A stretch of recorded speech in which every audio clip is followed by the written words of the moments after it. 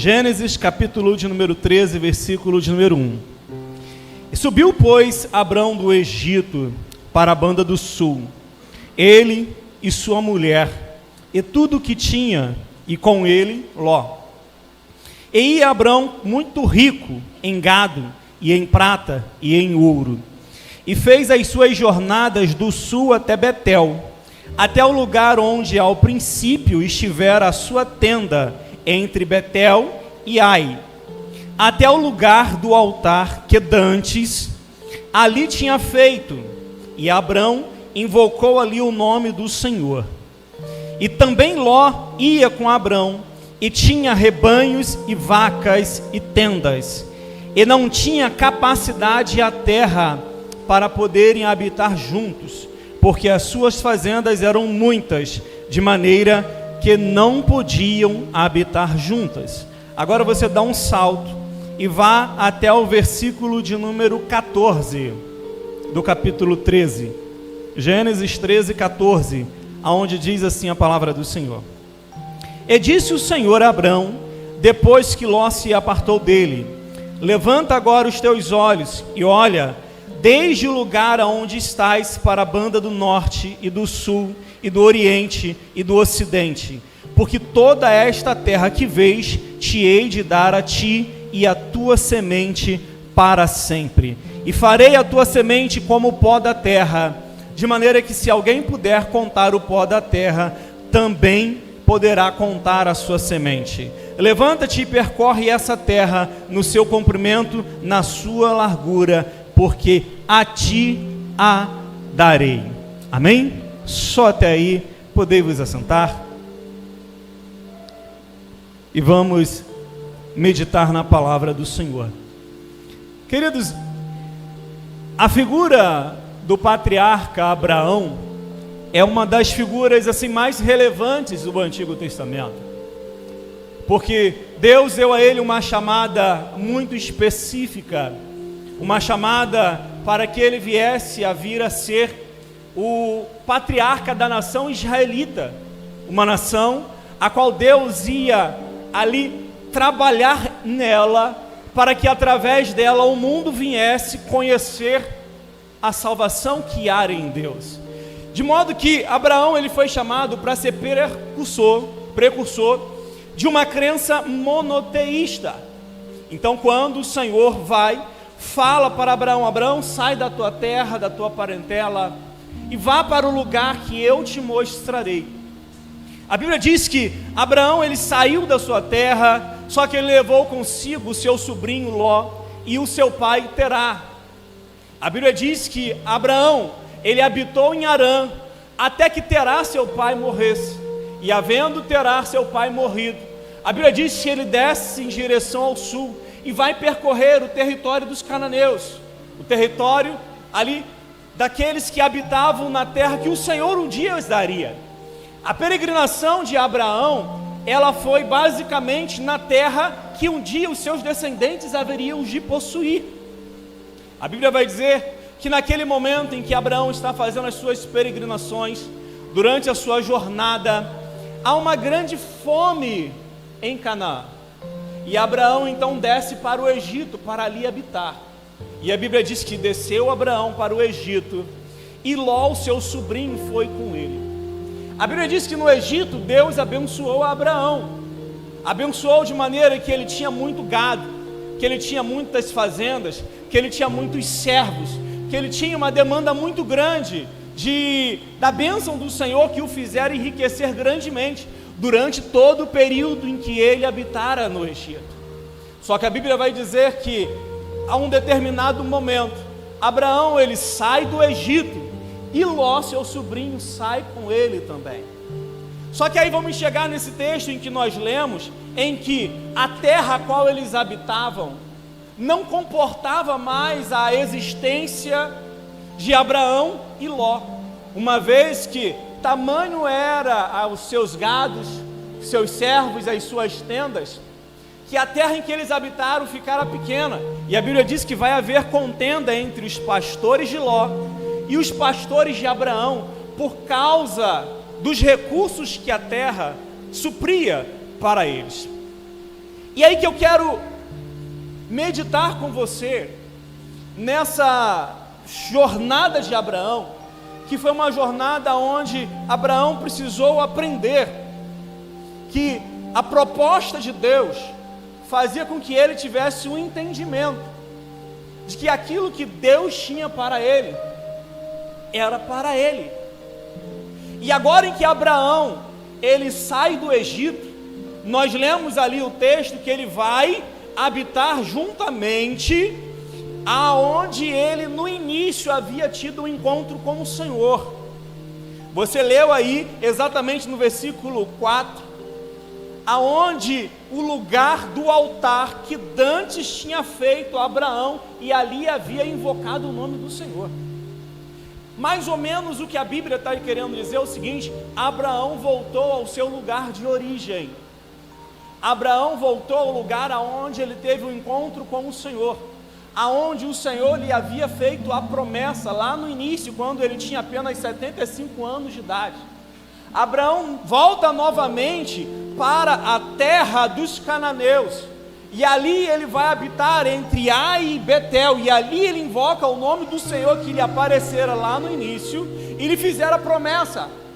E aí eu quero refletir com você justamente sobre essa promessa que Deus fez a Abraão, e como o cumprimento dessa promessa dependia exatamente da obediência que Abraão, no decorrer da sua jornada, meditou e aplicou, obedecendo assim ao Senhor.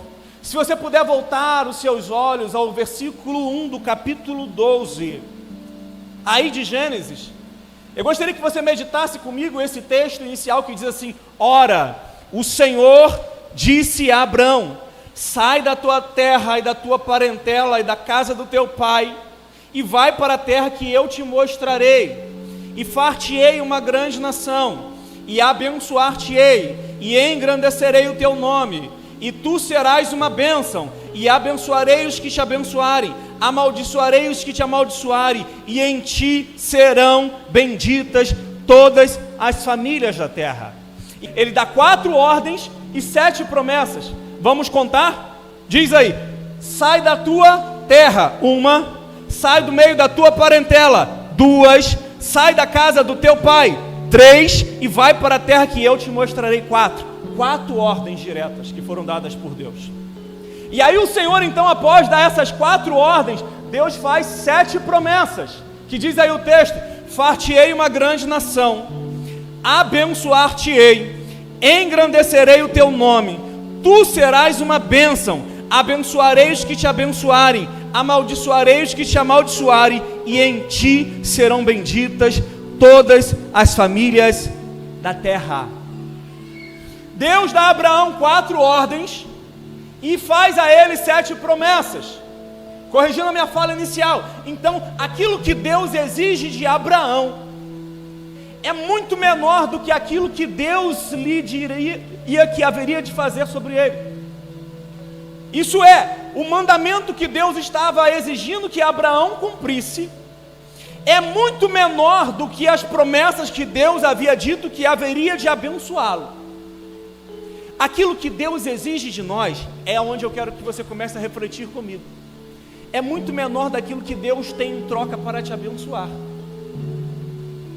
Muitas vezes achamos que Deus ele está nos exigindo muito, mas no entanto, aquilo que Deus tem para nós é infinitamente maior. Deus deu a Abraão 4 ordenanças e fez a ele 7 promessas. E aí que eu quero que você vá entender juntamente comigo acerca da história de Abraão, que para nós vivermos as promessas de Deus, a nossa obediência ela precisa ser completa. Ela não pode ser pela metade. Quantas ordens Deus deu a Abraão? Sai da tua terra, sai da tua parentela, sai da casa do teu pai e vá para o lugar que eu te mostrarei. Abraão saiu da terra? Sim. Abraão foi para o lugar que Deus haveria de mostrar? Abraão saiu do meio da parentela? Não. Que ele levou Ló, seu sobrinho, consigo. Abraão saiu da casa do seu pai? Não, ele levou o seu pai consigo. Deus deu a ele 4 ordenâncias, fez 7 promessas. Abraão obedeceu 2 e desobedeceu 2. Sabe qual é o nosso grande problema? É que nós acreditamos que podemos viver uma vida de obediência a Deus apenas naquilo que nos convém.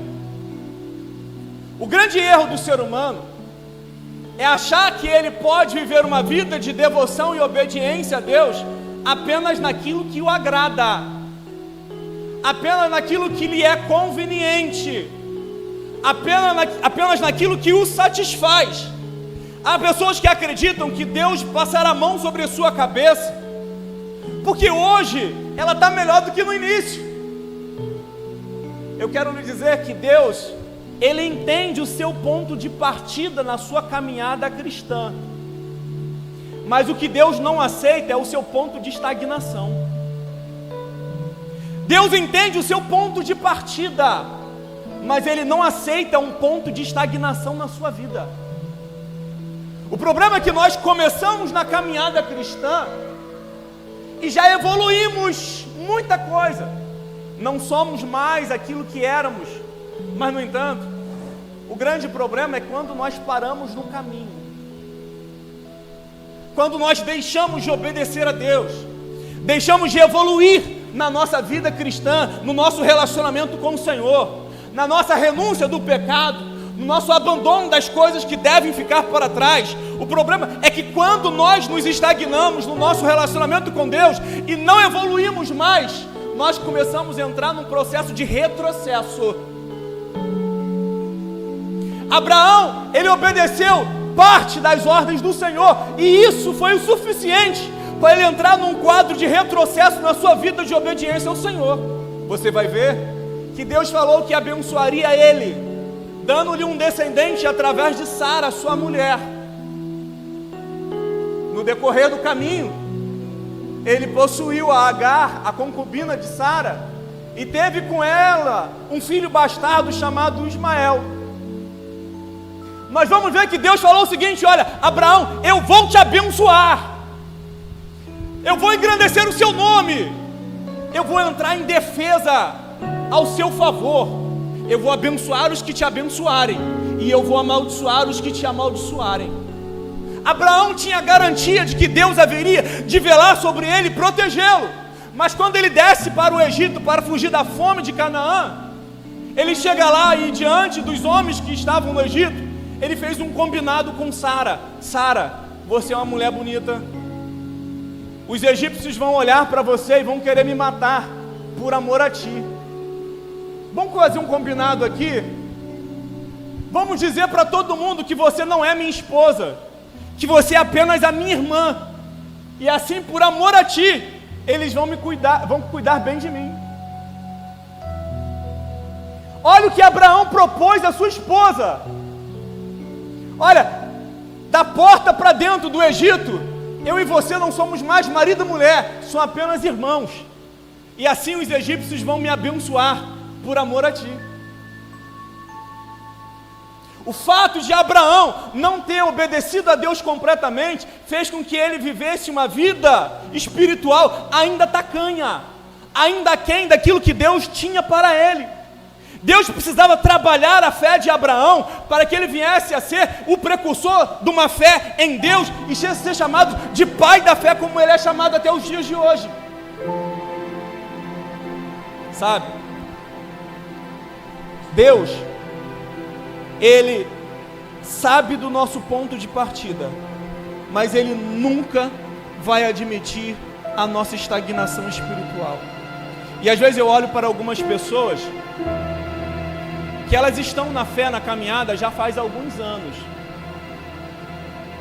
Elas já aceitaram o compromisso de seguir a Cristo, decidiram-se por ser cristãos, filhos de Deus. Eles vêm ao culto, mas não muda comportamento, não muda caráter, continua com as mesmas atitudes e práticas passadas. Deus, quando chamou Abraão, Ele se identificou para ele dizendo assim: olha, eu sou Deus Todo-Poderoso, anda na minha presença e ser perfeito. Anda na minha presença e ser perfeito. Nós vamos ser perfeitos um dia? Só no céu. Mas, no entanto, Deus, Ele não vai cobrar da gente perfeição aqui na terra, mas Ele vai sempre cobrar da gente progresso. Deus nunca vai exigir aquilo que nós não podemos dar, mas Ele nunca vai deixar de exigir aquilo que nós podemos fazer. Deus falou para Abraão: Abraão, anda na minha presença e ser perfeito. Jesus Cristo, Ele falou lá em Mateus 5,48, portanto, sede vós perfeito, porque como é perfeito o vosso Pai que está nos céus, assim sejais vós também. Sabe qual é o problema? Nós estamos muito acostumados a uma normatização de comportamento a partir do padrão das pessoas com as quais nós convivemos. E nós aceitamos isso como se isso fosse bom. Eu sou melhor do que eu era, sou melhor do que o meu irmão que está aqui ao meu lado, mas, no entanto, Deus não tomou você como régua de medida, e tampouco o seu irmão que congrega com você e que vai ao culto e assenta ao seu lado. O exemplo que Deus tomou como régua de medida para ferir a nossa perfeição, aonde Deus quer que nós viemos alcançar, não é um homem comum, é Jesus Cristo de Nazaré. Por isso Paulo falou assim: ó, sede meus imitadores, como eu sou de Cristo. Jesus Cristo, Ele quando chamou aqueles que desejavam vir a Ele, Ele falou assim: olha, vinde após mim, aprendei de mim. Nosso parâmetro não é o pastor, nosso parâmetro não é o nosso líder de departamento, nosso parâmetro é Jesus. E aí eu te pergunto, o quão parecido com Jesus você é hoje? O quão parecido com Jesus você é hoje? Deus falou para Abraão: Abraão, anda na minha presença e ser perfeito. A única maneira de nós evoluirmos na fé, progredirmos na nossa jornada de caminhada cristã, em busca de uma vida de santidade e aperfeiçoamento em Deus, é vivendo na presença dEle. Não tem como nós alcançarmos isso de outra maneira, senão na presença do nosso Deus.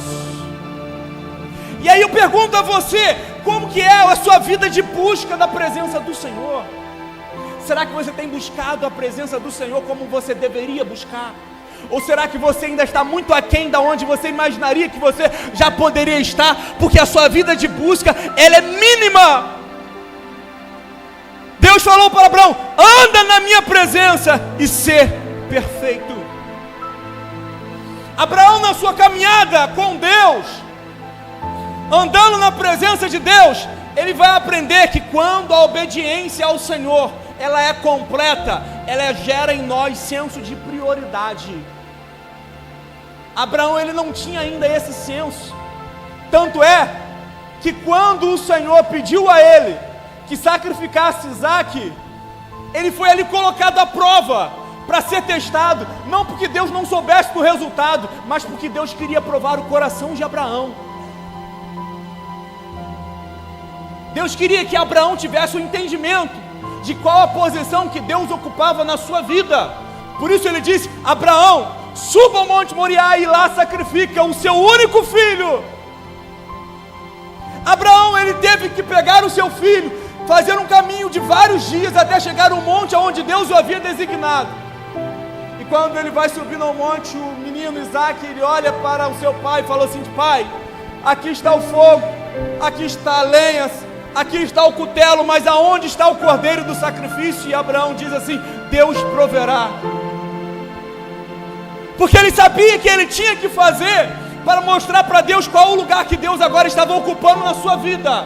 E a Bíblia vai dizer que quando Abraão, ele coloca o seu filho ali sobre o altar e vai imolá-lo para sacrificá-lo diante de Deus, o Senhor, ele brada dos céus e diz: Abraão, não estenda a mão sobre o menino,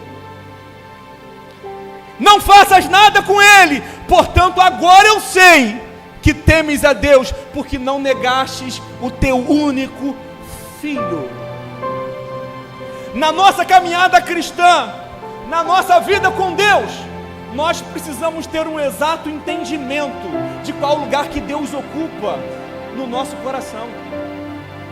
E aí eu te pergunto, será que Deus tem sido prioridade na sua vida?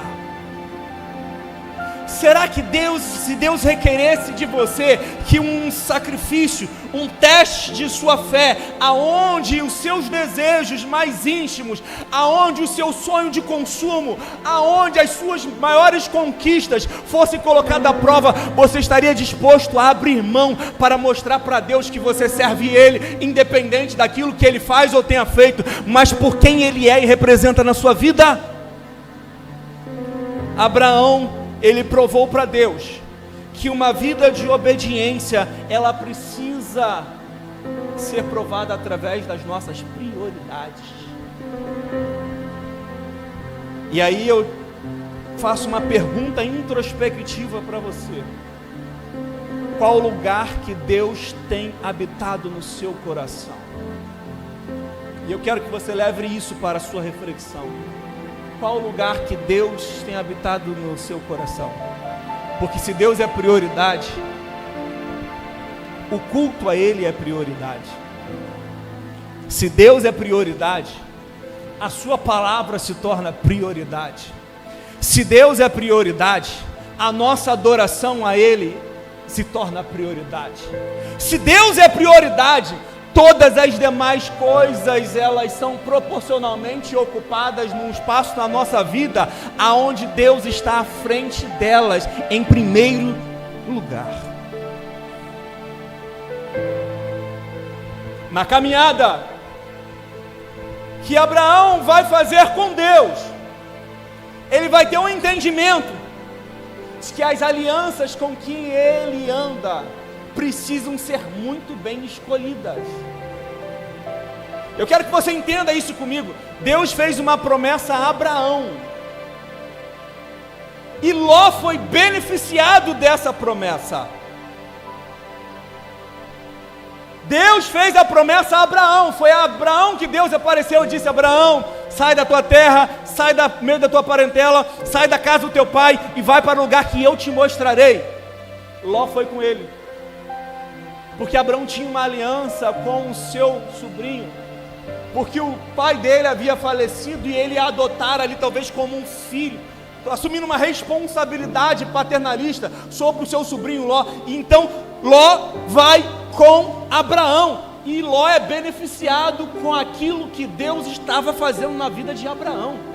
Você viu que Ló tinha gados, servos e tendas em abundância. Gente, olhando pelo lado de Ló, como é bom você andar com quem está próximo de Deus. Como é bom você andar com quem tem promessa. Olhando pelo lado de Ló, como é bom você andar com quem tem propósito na vida, com quem sabe aquilo que quer, como quer, quando quer. Porque uma pessoa que está vivendo no centro do seu propósito, que tem promessa de Deus na vida, ela não caminha alheia, ela não caminha desorientada, ela sabe aonde vai chegar, porque ela tem um propósito em Deus, e ela está caminhando nesse objetivo. Ló, ele foi andar com Abraão, e ele foi beneficiado, porque Abraão, ele carregava sobre si a bênção do Senhor, porque o Senhor falou o seguinte: eu abençoar-te-ei e engrandecerei o teu nome.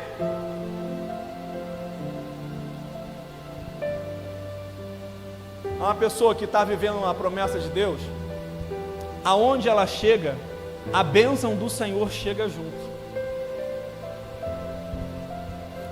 Agora, coisa ruim, Romário, é você andar com quem não sabe de nada de Deus, com quem não tem relacionamento com Deus, com quem ainda que tenha a promessa de Deus, está fugindo da promessa de Deus. Ainda que tenha um propósito em Deus, está fugindo do seu propósito em Deus. Essa pessoa, ela vai para o buraco e te arrasta junto. Nós precisamos escolhermos muito bem com quem nos relacionamos e com quem nós estamos caminhando. Por quê? Porque se nós não fizermos decisões sábias nas alianças que nós fazemos, alianças são boas, elas nos conseguem levar para cima, mas alianças ruins podem nos levar para o buraco. A convivência com Ló, você vai observar pelo texto que gerou alguns conflitos. Você leu aí comigo no capítulo de número 13, que Ló e Abraão haviam enriquecido grandiosamente no Egito. Eles prosperaram grandemente no Egito. Mas, no entanto, o motivo da contenda entre os pastores de Ló e os pastores de Abraão não era um motivo pessoal. Ló não era essa pessoa ruim que todo mundo fala. Pedro vai dizer que Ló era justo, e estando em Sodoma e Gomorra, ele afligia o seu coração por causa do pecado dos homens daquela cidade. Ló era um bom homem, tanto é que quando Abraão intercede a Deus pela vida do seu sobrinho, ele fala: Senhor, se houver 50 justos lá, tu destruirás a cidade, juntamente, destruirás os justos no meio daquela cidade. E aí Deus falou não, e foi indo até chegar a 10, e não havia 10 justos em Sodoma e Gomorra. Ló estava lá, mas por amor a Abraão e pelo testemunho de vida de Ló, o Senhor tirou Ló de Sodoma e Gomorra. Só que o problema do desentendimento entre os seus pastores não era um motivo pessoal, era um motivo de logística. Você leu aí, a terra não comportava os dois clãs. A terra não comportava os rebanhos de Abraão e os rebanhos de Ló. E por isso houve a necessidade de que eles viessem a se apartar. Porque caso não houvesse um apartar por parte deles, aí sim haveria um problema. Só que enquanto a contenda estava entre os pastores, Abraão ele tomou a iniciativa preventiva de chegar para o seu sobrinho e falar o seguinte: olha, não é bom que haja contenda entre os vossos pastores e os meus pastores, nem entre mim e ti. Preventivamente, sabendo que o mal haveria de ser causado, Abraão falou o seguinte: antes que o problema chegue até nós e afete o nosso relacionamento, escolhe para onde você quer ir. Se fores para a esquerda, irei para a direita. Se fores para a direita, irei para a esquerda. Mas contudo, vamos viver em paz. Sabe, algumas pessoas elas saem da nossa vida não por motivos pessoais, não por ódio, não por contenda, não por brigas, não com raiva, não por nada disso. Algumas pessoas às vezes vão sair da nossa vida pelo simples fato de que aquilo que Deus tem com você é tão grande que você não vai conseguir habitar com ela. É simples assim. Aquilo que Deus tem com você é tão grande que você não vai conseguir caminhar com uma pessoa que talvez esteja ali aonde o quanto Deus já fazendo na sua vida vai atrapalhar a vida dela e vice-versa. Nós não precisamos esperar o problema bater a nossa porta para tentar resolvê-los. Nós podemos agir preventivamente, dizendo o seguinte: olha, até aqui deu para nós caminharmos juntos, daqui para frente não dá mais, e tudo bem, vida que segue, porque você carrega a promessa do Senhor. E mais importante do que quem está te acompanhando é que Deus esteja te acompanhando. Algumas pessoas vão caminhar com a gente até certo ponto das nossas vidas, outras vão caminhar um pouco mais, mas muito poucos vão caminhar conosco até o fim. E você discernir quem pode e quem não pode entrar na sua vida é tão importante quanto discernir quem está na sua vida e precisa ser mandado embora. Porque alianças erradas, elas podem atrapalhar a promessa de Deus se cumprir na sua vida. Alianças erradas podem desviar você do foco daquilo que Deus tem com você.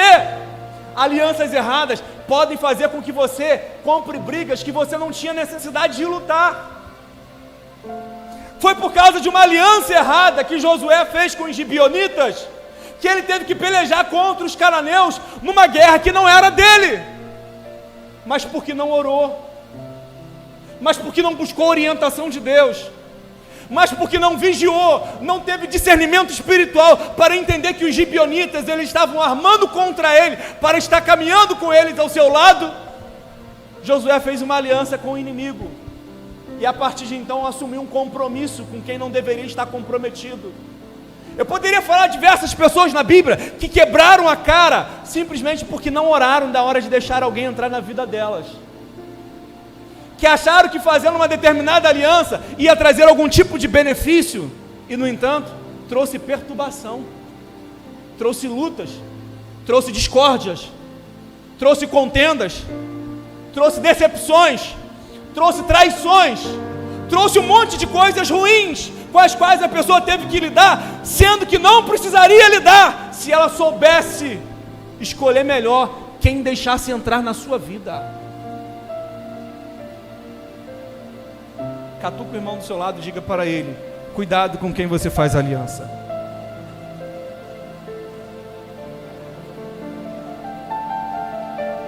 Cuidado com quem você faz sociedade. Cuidado com quem você deixa entrar na sua casa. Cuidado com quem você anda andando. Olha a minha redundância. Cuidado com quem você anda andando. A Bíblia vai dizer: bem-aventurado é o homem que não anda com os pecadores, não se detém no meio dos transgressores, não se assenta com a roda dos escarnecedores. Bem-aventurado é aquele que é seletivo na sua vida, para não passar por apuros que não precisaria passar. Josafá fez um péssimo erro de fazer aliança com Acabe, casando o filho dele com a filha de Acabe. Gente, a maior burrada que ele fez. Teve que lutar uma luta que não era dele, arrumou inimigos que não eram dele, tudo porque fizeram alianças erradas. Abraão vai aprender na sua caminhada com Deus que renúncia é algo que faz parte de uma vida de amadurecimento e crescimento espiritual. Deus disse para ele: sai da tua terra, sai da tua parentela, sai da casa do teu pai e vá para o lugar que eu te mostrarei. Deus dá uma ordem positiva e 3 ordens negativas. Sai, sai, sai e vai. Às vezes nós estamos querendo conquistar algumas coisas em nossas vidas, mas não estamos dispostos a abrir mão do nosso passado.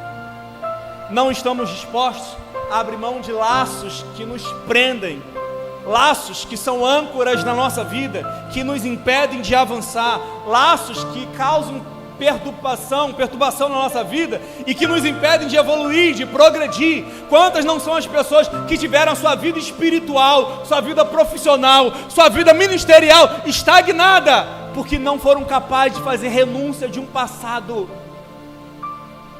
não foram capazes de fazer renúncias de amizades que sejam inconvenientes, não foram capazes de sair de ambientes nas quais as pessoas não conseguiriam neles nunca frutificar em Deus. Para que você venha alcançar aquilo que Deus tem para você, você precisa entender que muitas vezes renúncia significa você abandonar ambientes e pessoas. Deus chamou Abraão e pediu para ele deixar tudo que pudesse caminhar tudo que pudesse limitar a sua caminhada espiritual. E aí que eu vou te explicar uma coisa: não é que Deus fosse segregalista, não é que Deus quisesse separar famílias, não é nada disso não, Clarimar. Sabe o porquê que Deus falou com que Abraão saísse do meio da sua parentela, saísse da casa do pai dele, saísse da terra dele? É porque Ur dos Caldeus era uma região extremamente idólatra. Terá, pai de Abraão, era mercador de estatuetas de deuses pagãos. O ganha-pão do pai de Abraão era vender nichos e estatuetas de deuses pagãos. Naor vinha no mesmo barco. Quando Deus falou para Abraão: Abraão, sai da tua terra, sai da casa do teu pai, sai da tua parentela, porque eu tenho um propósito especial com você. Aí eu te pergunto, como é que Deus ia trabalhar em Abraão para fazer dele precursor de uma crença monoteísta, isso é, crença no único Deus, se ele vivesse num ambiente idólatra, se ele andasse com pessoas que criam e professavam outro tipo de fé, se ele andasse na casa do seu pai, aonde eles estão debaixo do teto do seu pai, ele não seria o patriarca da família, ele continuaria subjugado ao patriarcado do pai dele, Terá. Quando Josué, ele fala lá no capítulo 24 do seu livro, encerrando ali a sua jornada, naquele seu discurso aos israelitas, ele vai falar o seguinte: olha, assim diz o Senhor, Deus de Israel: da além do rio, antigamente habitavam vossos pais, Terá, pai de Abraão, pai de Naor, e serviram a outros deuses. E aí então Josué, ele faz esse resumo da história de crença politeístas que havia no meio do povo daquela época, e diz o seguinte: agora vocês vão ter que escolher a quem vocês querem servir. Se aos deuses que serviram a vossos pais, da além do rio, se aos deuses dos egípcios, ou se ao Deus Todo-Poderoso, porém eu e minha casa serviremos ao Senhor. E aí eu te pergunto, você está disposto a abandonar tudo para o seu Deus, para servir a esse Deus? Deus, ele exige muito pouco em relação àquilo que ele nos promete. E agora deixa eu caminhar para o fim. Abraão vai precisar entender que na sua jornada de crescimento espiritual e caminho com Deus, ela só é possível se ela for sustentada pela fé. Ela só é possível se ela for sustentada pela fé. Queridos, Jesus Cristo, ele disse o seguinte: porventura, quando o Filho do Homem voltar, achará fé na terra? Nos últimos dias está uma grande escassez de fé. As pessoas, elas acreditam em diversas superstições, mas elas perderam a fé no Deus invisível, no Deus criador dos céus e da terra. A crença em Deus atualmente é uma crença histórica, mas não espiritual. Tanto é que essa fé de que Deus existe não muda a vida de quem assim crê. Tanto é que a Bíblia vai falar assim: ó, crês tu que Deus existe? Faz bem, mas até os demônios creem e tremem, e isso não muda a essência de quem eles são. Abraão vai aprender que na caminhada com Deus, ele precisa fazer o que for feito mediante a fé. E o que é a fé? A fé é o firme fundamento das coisas que se esperam e a convicção das coisas que se não veem. E aí a Bíblia vai dizer o seguinte: pela fé Abraão, sendo chamado, obedeceu, indo para o lugar que haveria de receber sem herança, e saiu sem saber para onde ia. Ele fez isso pela fé. A Bíblia vai dizer: pela fé habitou na terra da promessa, como em terra alheia, morando em cabanas com Isaque e Jacó, herdeiros com ele da mesma promessa. Por causa que ele fez isso pela fé. E aí eu te pergunto: como está a sua fé? Como está a sua fé? como é a maneira com a qual você se relaciona com Deus. Eu quero refletir com você hoje, porque muitas das vezes nós nos tornamos religiosos e deixamos a nossa vida espiritual a um patamar de superficialidade tal, aonde nós nos tornamos crentes apenas de frequentar culto. Mas o Deus com o qual nós nos encontramos no domingo à noite, Ele não participa da nossa vida durante a semana.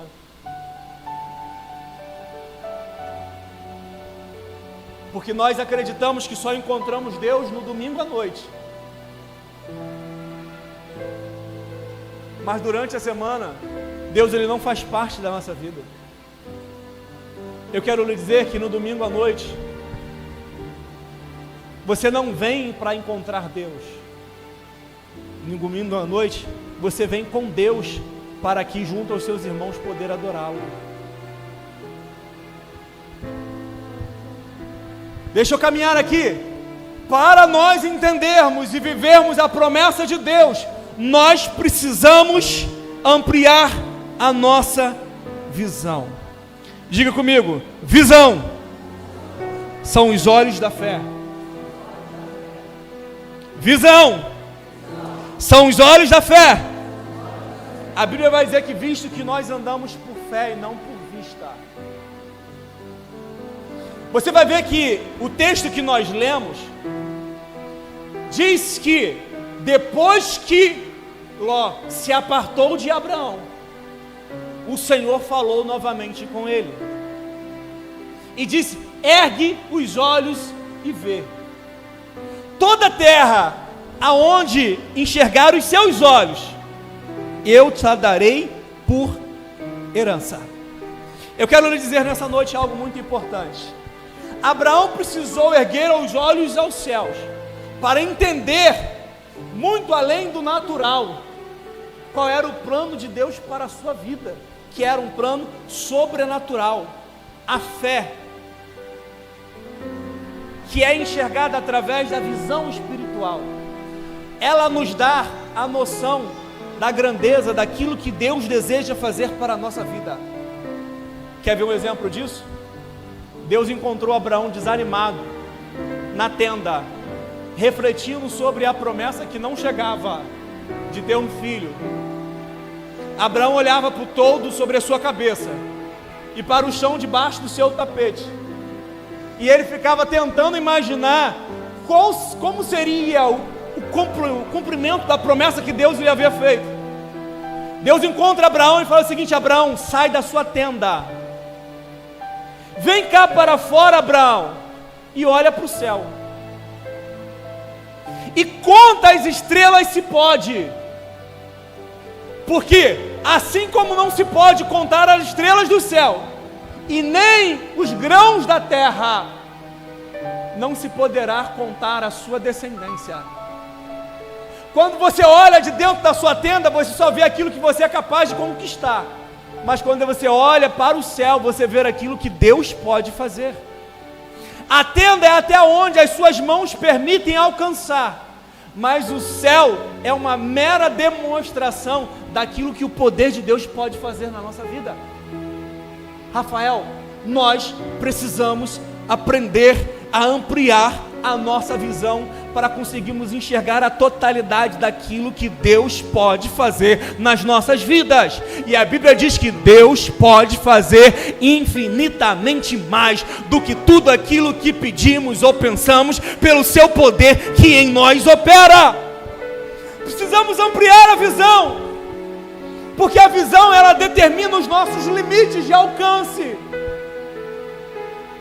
Deus disse a Abraão: ergue os olhos e vê. Até onde alcançar os seus olhos, eu lhe tenho dado por possessão. Sabe até onde você é capaz de ir? Até onde a sua visão lhe permite enxergar. Você só consegue ir até onde a sua visão conseguir e te permitir enxergar. Você não vai além da onde você consegue enxergar. Então por isso você tem que ampliar a sua visão. Quando o Senhor falou a Abraão, Abraão, ergue os olhos e vê. Abraão estava ali junto a Betel e a Ai, numa região ali do território cananeu, que não dava para ver toda a terra que Deus haveria dar de herança. Mas Deus falou assim: ergue os olhos e vê. A nossa visão tem um limite de aproximadamente de alcance de 12 quilômetros. Mas, no entanto, o território cananeu tem muito mais terra do que isso. Então, quando Deus convida Abraão a erguer os olhos e ver, Deus está falando assim: olha, eu quero que você aprenda a ver como eu vejo. Porque pelos olhos naturais, você só consegue ver alguns metros à sua frente. Mas com os olhos espirituais, com visão de Deus, você consegue enxergar muito longe. Sabe por que muita gente não cresce? Sabe por que muita gente não desenvolve? Sabe por que muita gente entra ano e sai ano e não muda de vida? É porque ela nunca foi capaz de ampliar a sua visão. Nós estamos chegando aí aos finais dos últimos dias do ano de 2024. E aí eu te pergunto, quantos aqui já projetou o seu 2025? Quantos aqui já sabem como vão estar no ano que vem? O que vão fazer? Como vão trabalhar? O que vão desenvolver? O que vai acrescentar à sua vida? A maioria responderia talvez que não. Vão continuar fazendo as mesmas coisas que eu tenho feito. E sabe qual é o maior erro do ser humano? É fazer a mesma coisa e esperar resultados diferentes. Amplie a sua visão, para que você consiga enxergar até onde Deus pode te levar. A promessa de Deus é muito maior daquilo que você tem vivido. Só que para você alcançá-la, você precisa enxergar até onde Deus pode te levar. E agora eu vou terminar. Por que precisamos ampliar a nossa visão? Pergunta ao irmão ao seu lado, por quê? Pergunta para mim, por quê? Ah, você falou muito baixo. Pergunta mais forte, senão não vou falar. Precisamos ampliar a visão, para que nós venhamos deixar de sermos imediatistas e aprendermos a confiar na promessa de Deus. Sabe qual é o grande erro nosso como ser humano? É que nós queremos tudo para aqui e para o agora. Queremos tudo para o hoje. Se não for agora, se não for nesse jeito, para mim não serve. Só que, no entanto, o imediatismo não é a garantia daquilo que Deus pode fazer. Deus pode fazer muito mais. Só que nós estamos trocando o nosso futuro pelo nosso presente e acreditamos que estamos fazendo uma grande troca. E por isso nunca investimos. Nunca pensamos no amanhã, nunca pensamos em como vão estar a nossa família daqui 5 anos. Gastamos tudo que ganhamos e nunca planejamos um futuro melhor para a nossa casa. Somos imediatistas. Síndrome de Esaú. Síndrome de Esaú, que trocou a bênção da primogenitura por um prato de lentilhas, porque ele pensou consigo mesmo: do que me vale a bênção da primogenitura se eu aqui morro de fome? E tem muita gente que está trocando o seu futuro por um mero deleite no presente, e com isso deixando de viver o amanhã que Deus planejou para que ele pudesse viver. Precisamos ampliar a nossa visão para que nós venhamos deixarmos de ser imediatistas. Diga para a pessoa do seu lado: não seja imediatista. Confia em Deus do seu futuro, e você verá que será infinitamente melhor. Precisamos ampliar a nossa visão, para aprendermos a enxergar em meio a dificuldades, oportunidades, para mudarmos de vida. Gente, pensa comigo aqui. Quando Davi foi mandado por Jessé, seu pai, às trincheiras do exército israelita, levar comida para os seus irmãos, os seus 3 irmãos mais velhos, que estavam alistados no exército de Saul.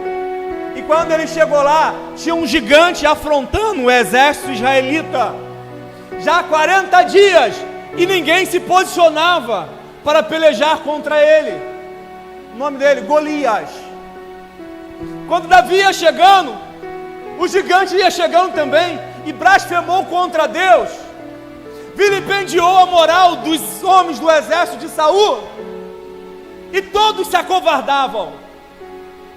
Davi, quando ele vê aquela situação, ele pergunta: o que se fará ao homem que matar esse gigante e tirar a afronta de sobre Israel?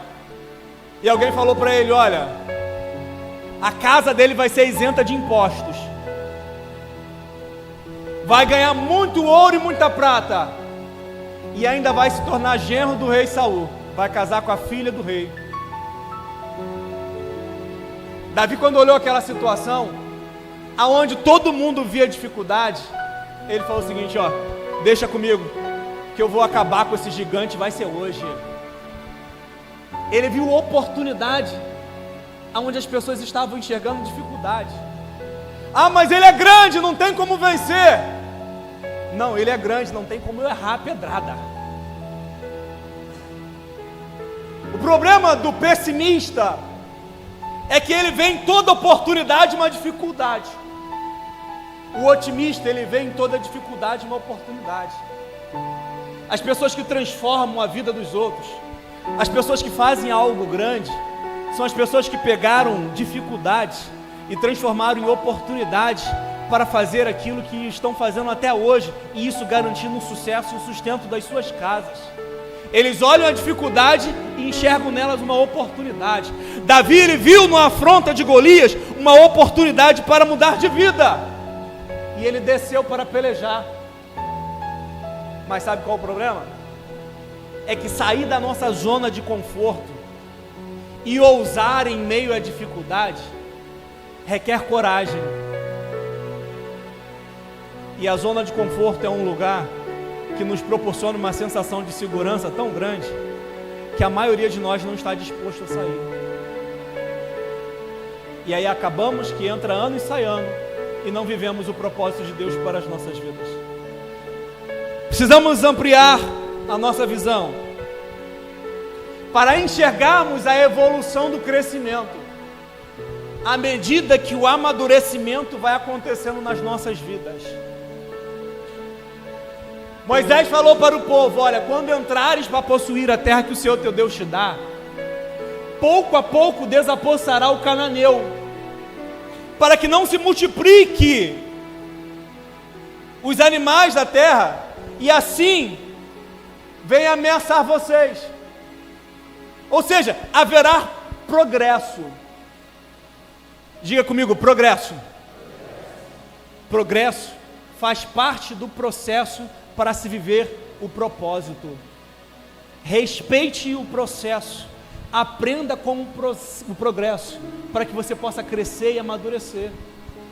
Deus haveria de dar a terra aos israelitas? Sim. Só que ele poderia desapossar o cananeu de uma vez só? Sim. Mas no entanto, se Deus de uma vez só desapossa o cananeu da terra prometida, o que haveria de acontecer? Eles eram ainda um povo muito pequeno. Eles não conseguiriam ocupar todos os espaços da terra que o seu Deus lhe havia prometido dar. Então os espaços não ocupados seriam ocupados por bestas feras do campo. Então eles tirariam o inimigo e arrumariam outro. Por isso Deus falou o seguinte: olha, aquilo que eu vou fazer na vida de vocês vai acontecendo à medida que vocês forem crescendo e amadurecendo. Não é assim com a vida do seu filho? À medida que ele cresce e amadurece, você vai dando coisas mais valiosas nas suas mãos? Quem aqui tem a coragem de dar um iPhone 16 aí na mão de uma criança de 3 anos de idade? Então Deus também vai fazendo assim conosco. Ele vai nos abençoando à medida que nós vamos crescendo e amadurecendo no nosso relacionamento com Ele. Só que o problema é que a gente não quer crescer, e a gente já quer viver aquilo que Deus tem para cada um de nós. Eu convido você a ficar de pé nesse momento.